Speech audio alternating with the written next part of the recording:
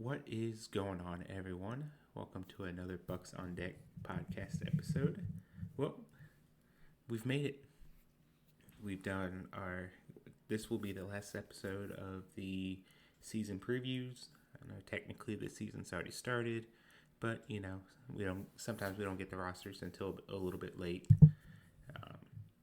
We've gone through Altoona, Greensboro, and the previous episode was on the Bradenton hitters. Today we'll cover the Bradenton pitchers, which might have some of the most intriguing upside arms in the system, and potentially the by the end of the year the best prospect in the system.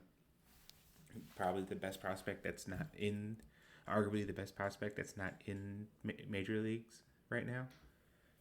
And we'll go ahead and kick it off with him, Seth Hernandez. 6th overall pick last year. Didn't make his debut last year. Made it over the weekend. 3 innings. Was fantastic. Pretty much as advertised. Allowed 3 hits, 1 run. But didn't walk anyone. And struck out 8. Got 18 whiffs, I believe, on 24 swings. So like a 75% whiff rate. 18 whiffs on 39 pitches. So, yeah, just absolutely insane stuff. Goes 4 pitches deep, fastball, slider, curveball, changeup. The StatCast was picking up on 2 different fastballs. I don't know, because I know there was some concern about the pitch shape after post-draft or during the draft process. So, I don't know if that was something the Pirates did, like, purposely to try to help with the shape. I mean, the shape's looking fine now. I mean, it also helps when you're throwing upper 90s. But fastball, upper 90s, we saw in the spring breakout him top at 102. The curveball, changeup, the changeup was generally considered his best secondary pitch. That's also like a double plus pitch. The curveball also a plus, the double plus. The slider was the pitch that he got the most whiffs out in his first start. So that's just kind of speaks to just how good the stuff is. The fact that he's getting the most whiffs with that pitch compared to the others. But awesome, fantastic stuff. One of the best prep pitchers to come through the draft, potentially of all time. And he showed a little bit there. I imagine the Pirates are going to be a little bit safe with him. He only threw 39 pitches, 3 innings the first time. They're not going to rush him in there. They'll build him up slowly.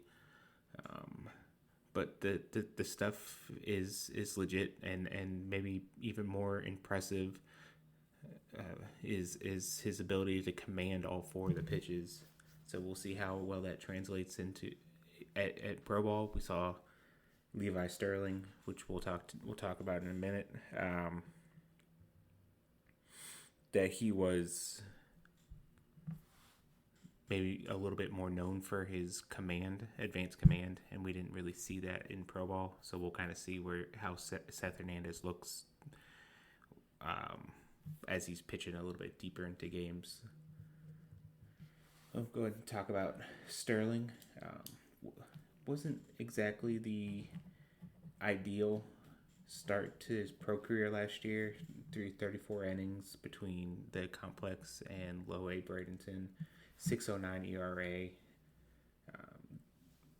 quite a bit of walks, and like I said, he was really kind of known as an advanced strike thrower.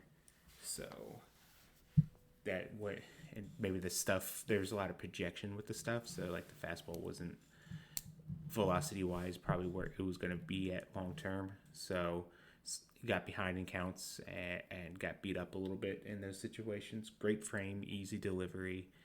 It already looks like he added a couple ticks to the fastball. We'll see how much that maintains as he's throwing deeper into games. But also a guy that goes 4, maybe 5 pitches deep, depending on if it truly is 2 different fastballs.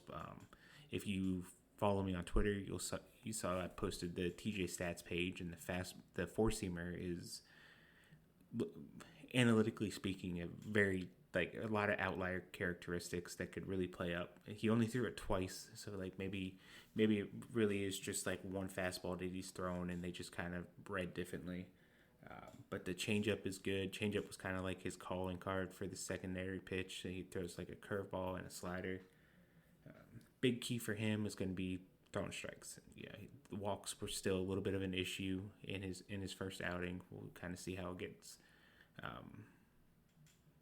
how he works those out. But he's definitely on a short list as potential breakout players this year, especially if the stuff like the fastball really did take a step and he's able to maintain that deeper into outings. But a lot of talent there, very, very skilled arm. And if the strike throwing kind of comes back to him, he can absolutely take off. And he's super young too. He'll be 19 for the entire season. I don't think he turns 20 until like the end of September. We got Jack Anchor, who Baseball America mentioned as a guy to kind of watch from this past draft class. He went 9-5 at Fresno State, a 5.98 ERA, but a 3.70 FIP. He struck out 109 batters in 96.1 innings, only 12 walks, 91-93. Really good changeup, 2 breaking balls. We saw that a little bit more. He did make his debut at the end of last year. Only threw, I think it was like 4 or 5 pitchers or something like that. It wasn't much of a sample size that we got. We saw a little bit more over the weekend. Kind of saw the changeup there. He favors the changeup. Interesting college arm that, like, I'm sure he's starting here. The Pirates have gone there. There's a lot of college players on this Bradenton team, so we'll maybe see at least some of them hopefully make it to Greensboro by the end of the year.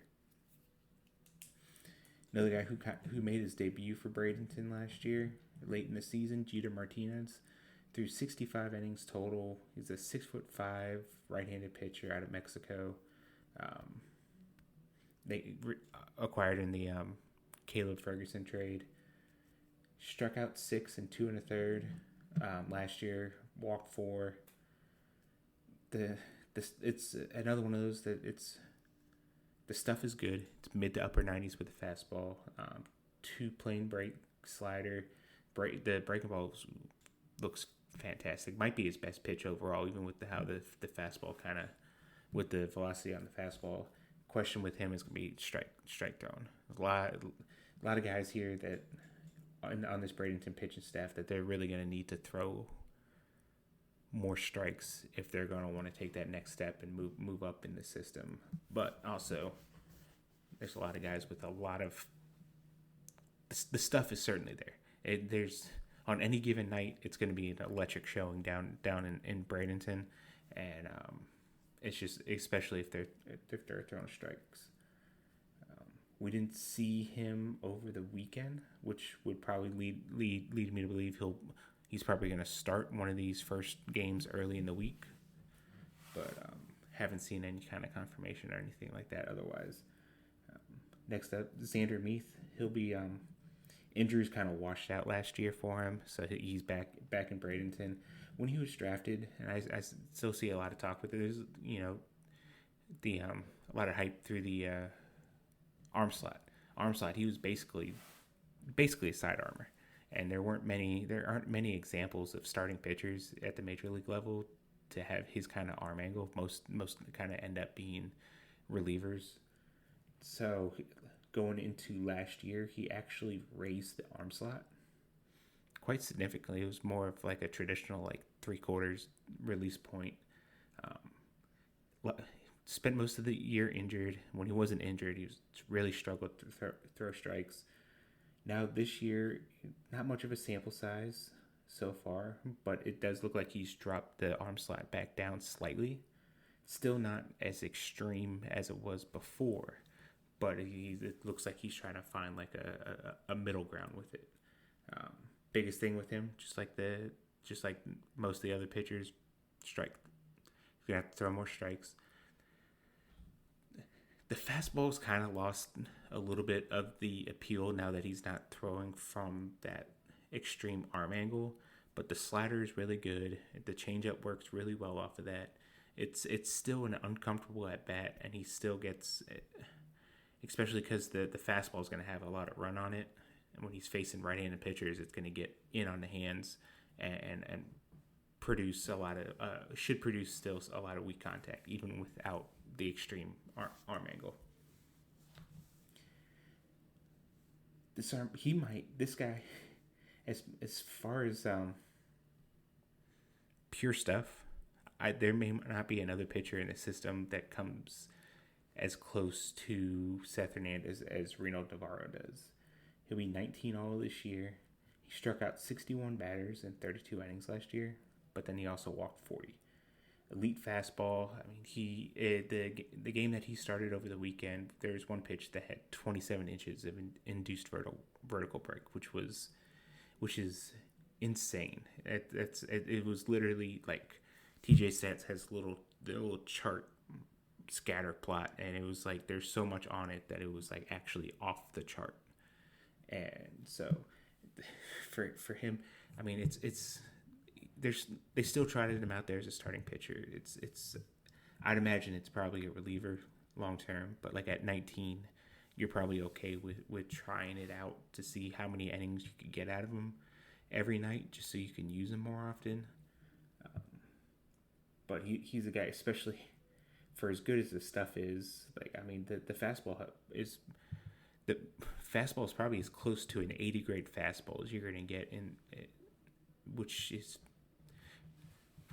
potentially even better than what like Bubba Chandler throws. I mean, Navarro doesn't get triple digits to the extent. He also, is younger and could still physically mature.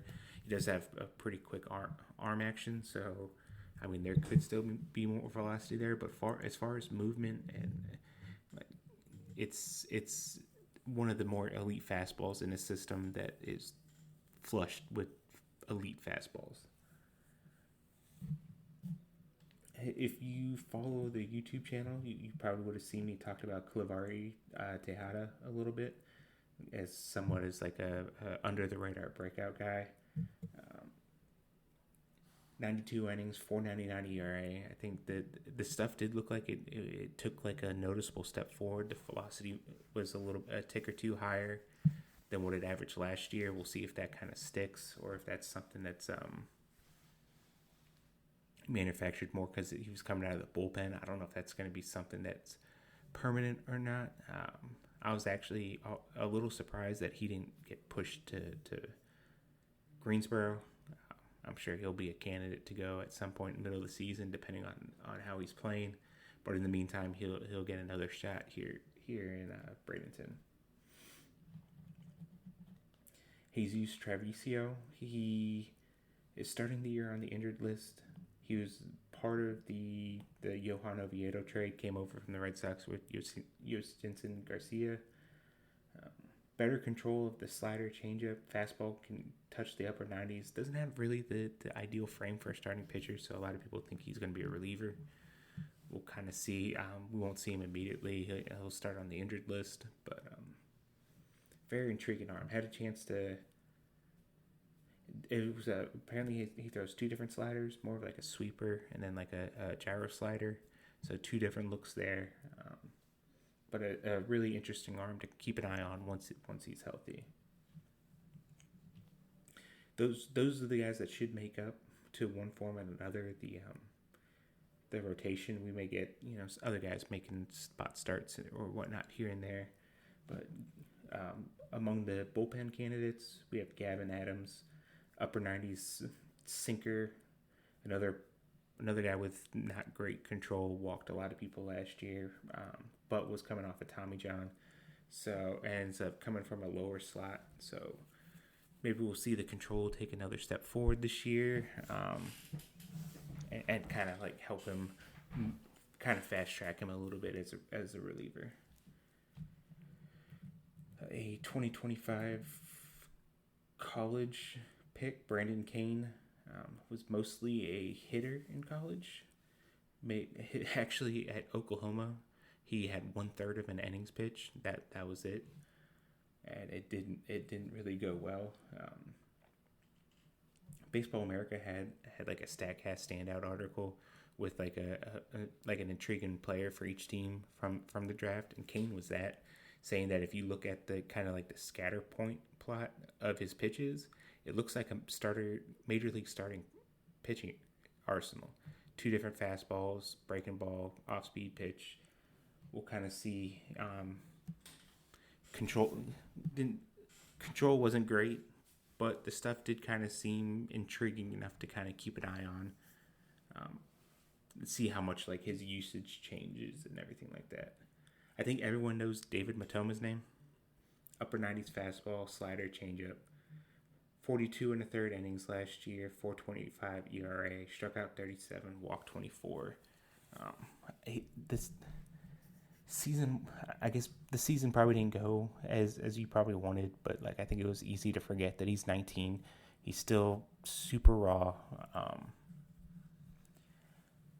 But definitely would like to start to see the fastball miss more bats. And I think a lot of that will come as he gets more comfortable throwing it in the zone. And the pitch overall gets a little more consistency, which I felt like the shape kind of jumped on it from game to game. So and it kind of led to it being a little bit more hittable than maybe it should have been, especially at the velocity he throws it at. Bradenton threw 74 and 2/3 innings, had a 3.50 ERA, mostly out of the bullpen or just like an opener, stuff like that. He returns. That's one of those guys that bad situation, starter doesn't make it as deep as you want. You throw him out there, you can let him go like a time through the lineup and eat a couple innings so then you're not burning through your bullpen completely on the night. Adolfo Oviedo threw 53 and 2/3 innings last year, 5.53 ERA, but a 3.59 xFIP. Throws a lot of strikes. Those are the kind of guys you need, especially in the lower bullpens, especially when you after we talked about the rotation and some of the guys who struggle to throw strikes. So if you can have someone like him go out there and get you an inning or two and just give some breaks to some of the other guys, that's a win for you in a low A bullpen. Trayson Peters, 6'7", right-handed pitcher, had a 4.73 ERA with Western Kentucky, 31 strikeouts, 20 walks. It was Rolling Portuondo. Yeah, I definitely got that wrong, but we'll wait till he gets into a game. He didn't pitch over the weekend, so I could kind of get a good pronunciation. My apologies to him. And he pitched in the Dominican Summer League last year, 29 and third innings, 4.30 ERA, but he does turn 27 during the season, so more of like a bullpen filler kind of thing. Draven Ziegler went to LSU Shreveport, who went undefeated there, and actually the undefeated streak carried over a little bit into this season after he had left. Pitched 10 innings last year after being drafted, 5.40 ERA, 7 walks, 7 innings pitched, 24-year-old, another taller reliever. Noah Takas, 2 and 3 with the 9 saves. So he led one of the system leaders in saves last year. 50 innings pitched, 3.60 ERA. Stuff isn't he isn't gonna overpower you or anything like that, but the fastball does get a lot of ride on it, and he strands runners, almost at 80% left on base rate. So something you like to see out of relievers. But overall, Bradenton's pitching staff might be one of the more fun and intriguing positional groups out of the entire system, and just the potential and the upside there alone. If you get a chance, I know Sportsnet Pittsburgh is going to broadcast some of the games this year, so like if you're local up that way and the Pirates aren't playing, I think it's definitely worth it to sit down and watch one of the games. But that wraps up all the positions. The podcasts are going to keep coming. We'll just find new and different topics to talk about. As always, subscribe, Bucks on Deck Substack. Subscribe to the YouTube channel. Both of the links will be in the description. got videos. I'll be in Greensboro this week, so on the YouTube channel you'll get videos of me at the games and whatnot, and then daily content over on Bucks on Deck. Subscribe. Thank you guys. Have a great one.